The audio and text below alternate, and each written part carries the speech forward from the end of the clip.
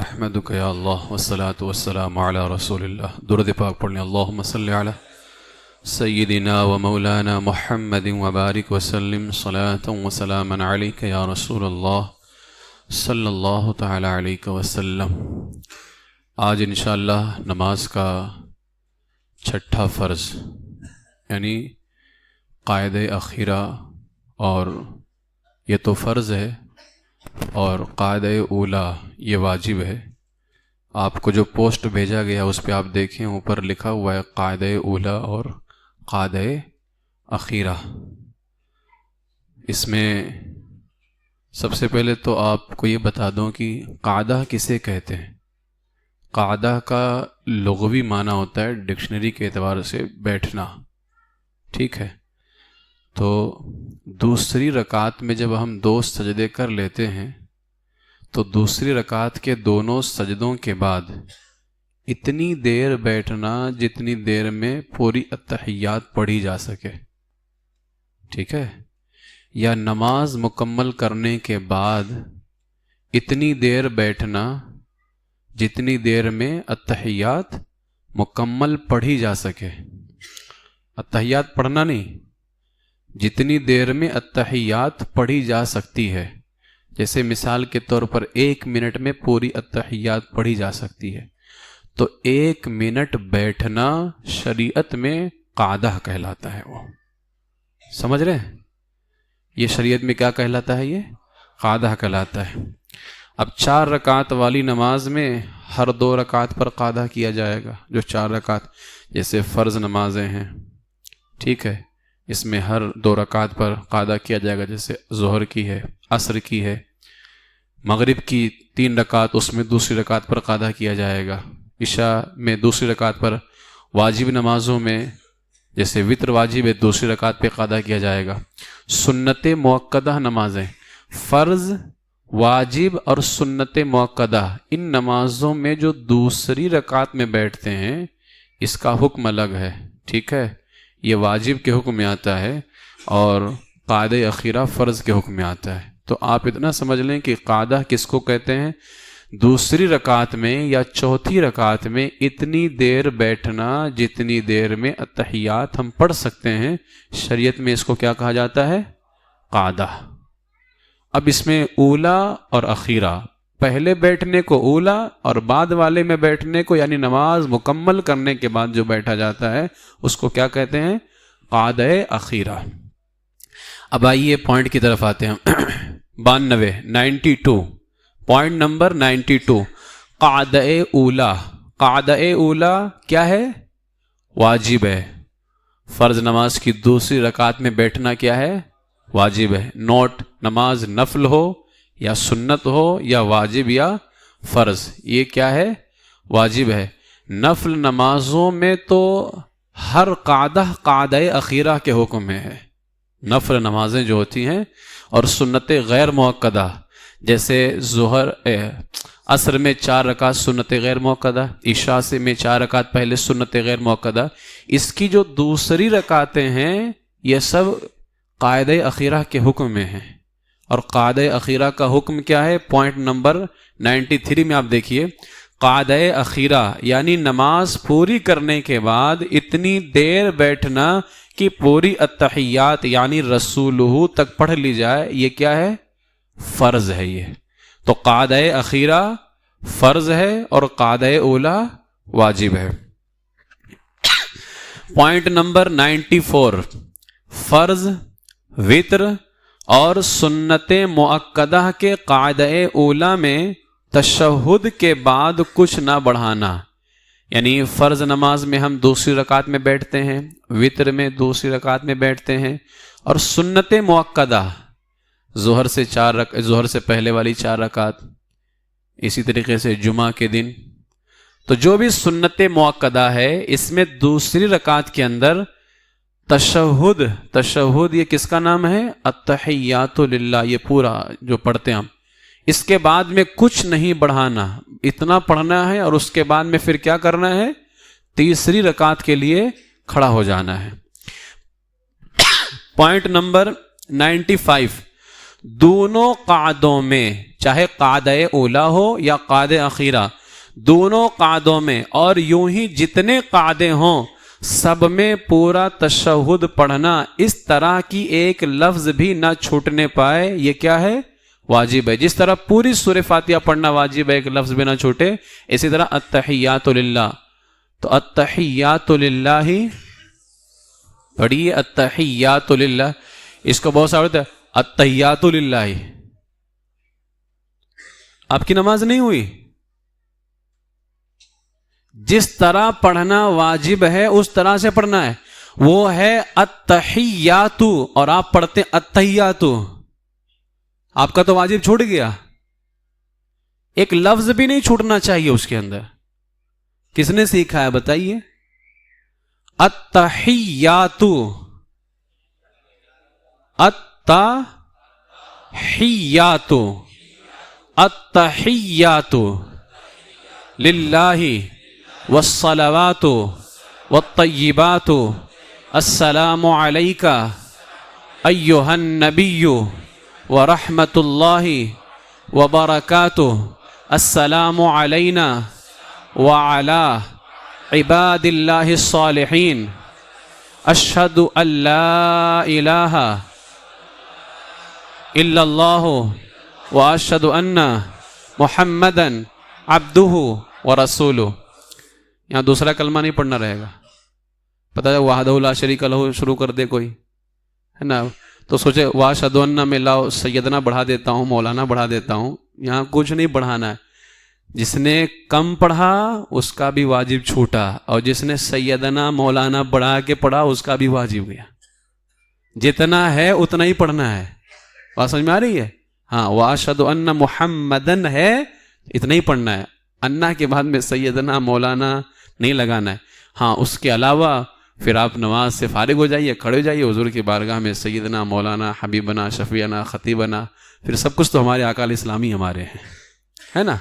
تو پھر التحیات کے اندر بھی جب آپ السلام علیک ایھا النبی پڑھیں تو علماء فرماتے ہیں کہ تصور کرے میں حضور کی بارگاہ میں سلام پیش کر رہا ہوں۔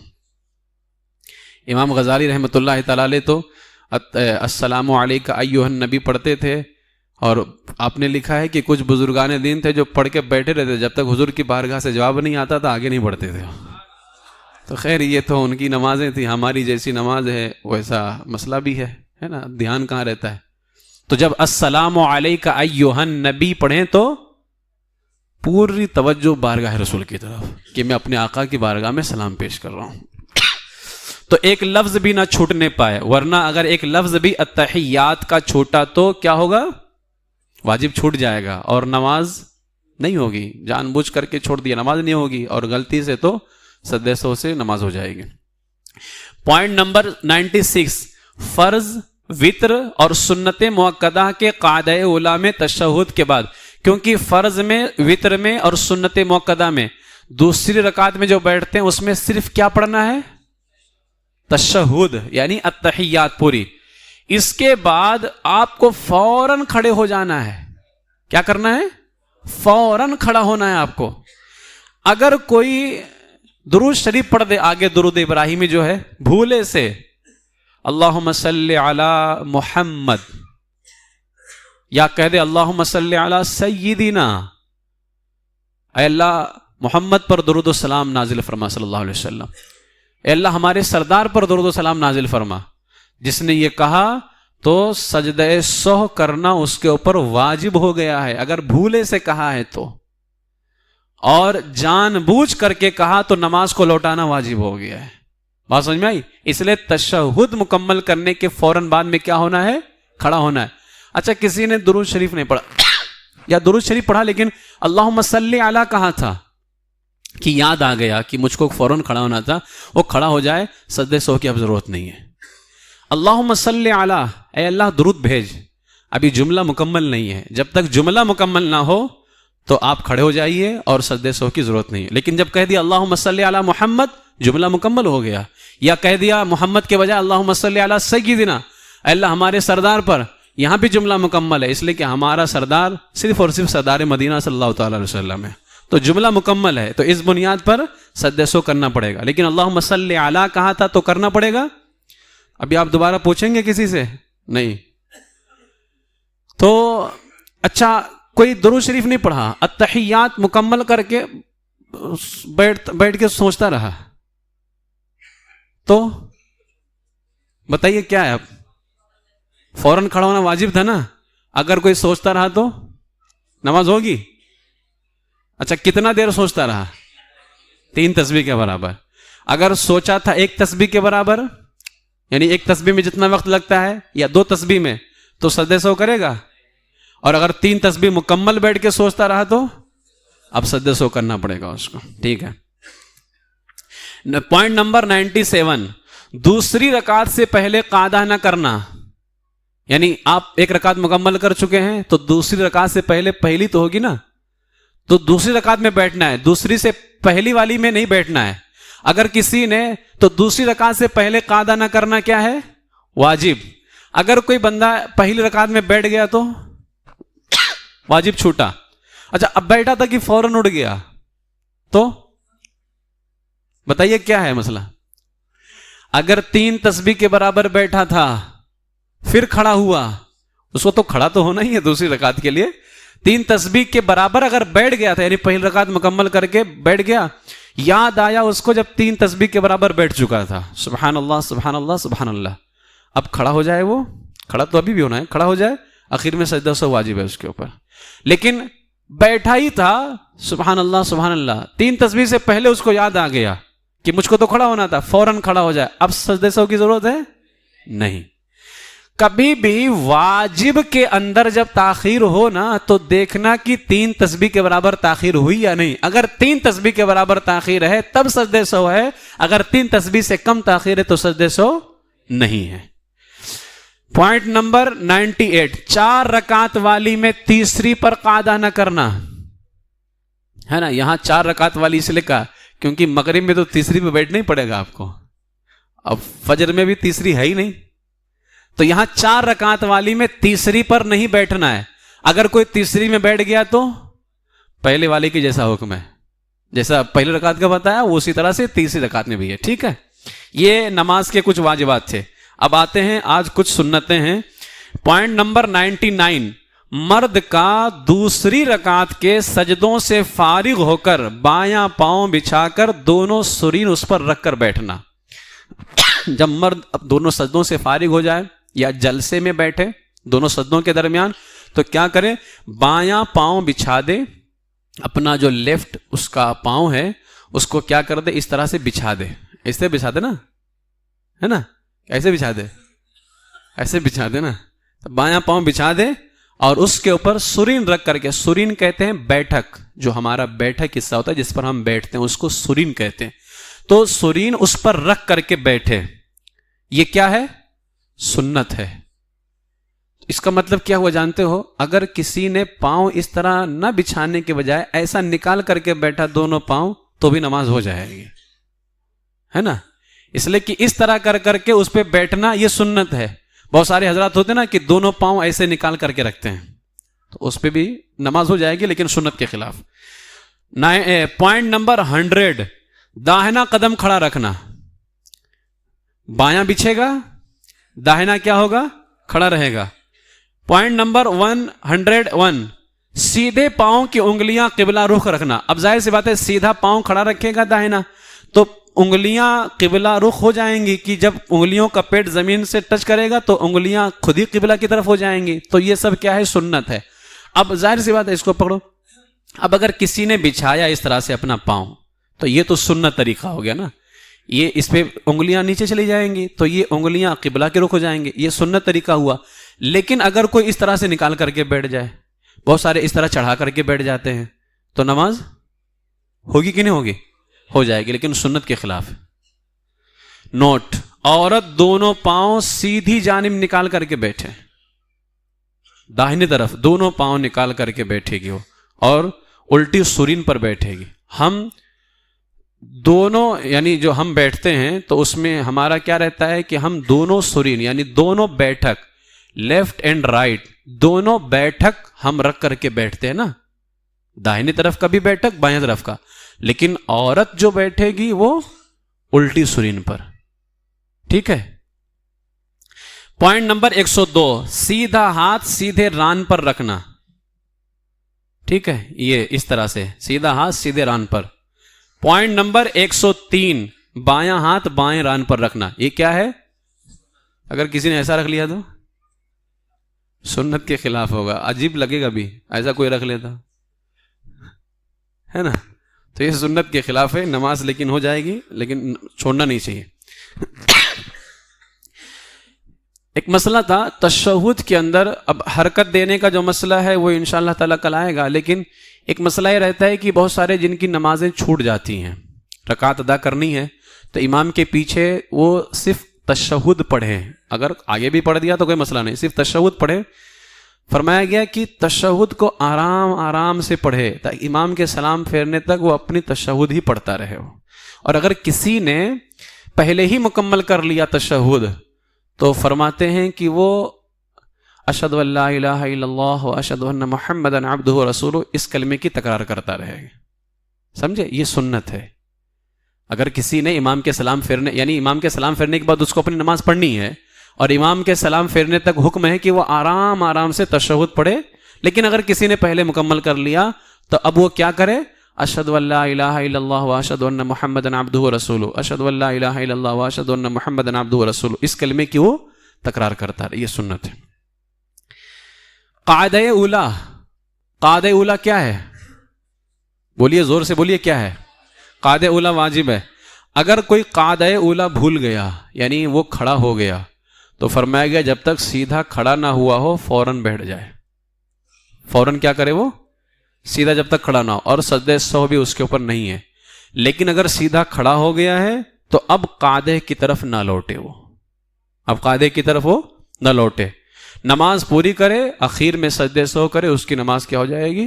ہو جائے گی بالکل.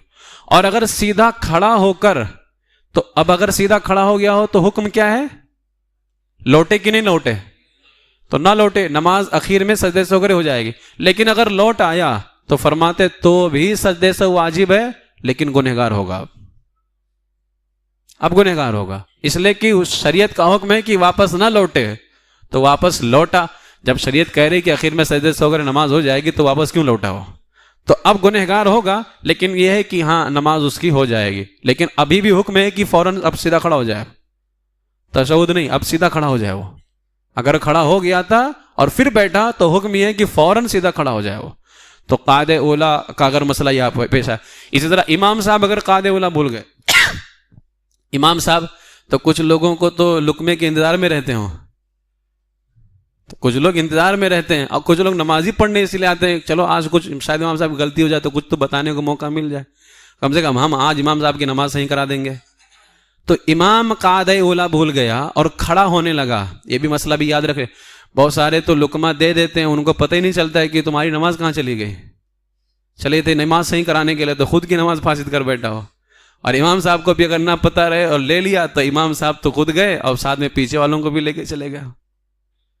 امام اگر قاعدہ اولا بھول گیا، دوسرا قاعدہ، میں آخری قاعدے کی بات نہیں کر رہا، دوسرا قاعدہ امام اگر بھول گیا اور کھڑا ہونے لگا، ابھی پورا کھڑا نہ ہوا تھا بلکہ بیٹھنے کے قریب تھا وہ، ٹھیک ہے، بالکل نچلا حصہ سیدھا، یہ جو نچلا حصہ ہوتا ہے ہمارا، یہ نیچے کا حصہ، یہ سیدھا نہیں ہونے پایا تھا. جب یہ سیدھا ہو جائے گا تب یہ تو کھڑا ہو گیا نا. یہ سیدھا نہیں ہو پایا تھا کہ بیٹھنے کے قریب تھا، کسی مقتدی نے لقمہ دیا یا امام کو خود یاد آ گیا اور بیٹھ گیا، تو اس صورت میں اس پر سجدہ سہو نہیں ہے. امام کی بھی نماز ہو جائے گی، مقتدی کی بھی نماز ہو جائے گی. لیکن کب؟ جب کہ وہ بیٹھنے کے قریب تھا امام. تو امام اگر بیٹھنے کے قریب تھا، بھول کر کے کھڑا ہو رہا تھا اور قریب بیٹھنے کے زمین سے ہی قریب تھا، تو خود سے یاد آ گیا یا مقتدی نے لقمہ دیا تو وہ بیٹھ جائے. اخیر میں جو ہے سجدہ سہو بھی ضرورت نہیں ہے، اس لیے کہ وہ بیٹھنے کا قریب تھا، اور نماز بھی امام کی بھی ہو گئی اور مقتدی کی بھی ہو گئی. اب مسئلہ یہاں پر یہ ہے، اگر پورا امام کھڑا ہو گیا تھا، فتاوی رضویہ شریف کے اندر اعلیٰ حضرت علیہ وسلم فرمایا کہ امام قاعدہ اولا بھول کر سیدھا کھڑا ہو گیا یا سیدھا کھڑا ہونے کے قریب تھا، یعنی یہ ہوتا ہے سیدھا کھڑا ہونے کے قریب، اور اس سے نیچے جو جاتا ہے وہ بیٹھنے کے قریب ہوتا ہے، ٹھیک ہے، بالکل بیٹھ گئے اور تھوڑا سا اوپر ہیں تو بیٹھنے کے قریب، سیدھے کھڑے ہو گئے اور تھوڑا سا جھکا تو کھڑے ہونے کے قریب. تو اللہ فرماتے ہیں اگر بھول کر امام سیدھا کھڑا ہو گیا یا سیدھا کھڑا ہونے کے قریب تھا اور مقتدی نے لقمہ دیا اور مقتدی کے لقمہ دینے کی وجہ سے امام قعدہ اولیٰ میں لوٹا، تو اس صورت میں امام کی بھی نماز گئی اور تمام مقتدیوں کی نماز گئی، اس لیے کہ اس نے لقمہ غلط دیا ہے، اور غلط لقمہ لے امام تو امام کی نماز فاسد، غلط لقمہ لے تو نماز کیا ہوتی ہے؟ فاسد ہو جاتی ہے۔ اعلیٰ نے فرمایا اس نماز کو دوبارہ پڑھنے لازم ہے، سجدے سے اسے کام نہیں چلے گا، اور اکثر لوگ اس مسئلے سے غافل ہیں۔ امام صاحب پورے کھڑے ہو گئے اور پھر کسی نے لقمہ دے دیا تو امام صاحب جھڑ سے بیٹھ جاتے ہیں۔ اعلیٰ فرماتے ہیں اگر امام کو یہ مسئلہ معلوم تھا کہ میں لے لیا تو میں بھی جاؤں گا اور جتنے پیچھے سب جائیں گے، امام صاحب نے کہا تم دیتے رہو، میں نہیں لینے والا، تو امام نے مقتدی کا لقمہ نہیں لیا، یعنی قائد اولیٰ کی طرف نہیں پلٹا، نماز پوری کر لے۔ سجدے سو کرے گا کہ نہیں کرے گا؟ امام کرے گا کیونکہ واجب چھوٹا، فرماتے ہیں سجدے کا سو کر لے، نماز ہو جائے گی۔ امام کی تو نماز ہو گئی، اور امام صاحب کی پیروی کرتے ہوئے کہ بس امام نے جو کر دیا کر دیا، امام صاحب کھڑے ہو گئے تو میں بھی کھڑا ہو جاؤں گا، تو جو امام صاحب کی پیروی میں کھڑے تھے ان سب کی نماز ہو گئی، اور جس نے لقمہ دیا تھا اس کی نماز گئی، جس نے لقمہ دیا تھا اس کی نماز ختم ہو گئی۔ اس وجہ سے میں اکثر اس مسئلے کو جو ہے لوگوں کو بتا بھی دیتا ہوں کہ دوسری رکعت میں کھڑا ہو جاؤں تو لقمہ مت دو، ورنہ میں تو لوں گا نہیں، لیکن کبھی اب میں آپ کو بتاتا ہوں، کبھی اگر اس طرح کے مسئلے آپ کے ساتھ، کیونکہ ہو سکتا ہے آپ کو نہ پتہ چلے کہ امام کھڑا ہو گیا تھا کہ نہیں، اگر اس طرح کے مسئلے پیش آ جائیں تو فوراً وہیں پہ دوسری مرتبہ نیت باندھ کر کے نماز شروع کر دیجیے۔ آپ 2 رکعت آگے پڑھتے رہیں گے اور نماز آپ کی ہوئی نہیں، تو کم سے کم آپ دوبارہ وہیں سے نیت شروع کر دیں، کیونکہ آپ کی نماز تو ختم، اگر امام کے کھڑے ہونے کے بعد آپ نے لقمہ دیا تو آپ کی نماز تو ختم ہو گئی، تو آپ وہیں سے دوبارہ نماز شروع کر دیجئے، امام کے سلام پھیرنے کے بعد 2 رکعت کھڑے ہو کر کے ادا کر لیجئے۔ ہاں، کیونکہ اگر آپ پڑھتے رہیں گے تو آپ کی نماز تو ختم ہوگی، غلط لقمہ امام کو اگر کوئی دے تو اس کی نماز خراب ہو جاتی ہے، تو آپ کی نماز تو ہی خراب ہو گئی، تو اب بہتر یہ ہے کہ دوبارہ نیت باندھ کر کے وہ کیا کرے، نماز میں شامل ہو جائے۔ تو یہ اس حوالے سے ایک مسئلہ بھی تھا۔ اب انشاءاللہ تعالی قعدہ اولیٰ اور قعدہ اخیرہ کے کچھ جو ہے واجب اور سنت انشاءاللہ کل، پھر 2 مسئلے کل بھی انشاءاللہ تعالی آپ کے درمیان میں پیش کروں گا۔ اللہ تبارک و تعالی ہم سب کو صحیح معنوں میں نماز ادا کرنے کی توفیق عطا فرمائے، ایمان پر زندہ رکھے اور ایمان ہی پر خاتمہ بالخیر فرمائے۔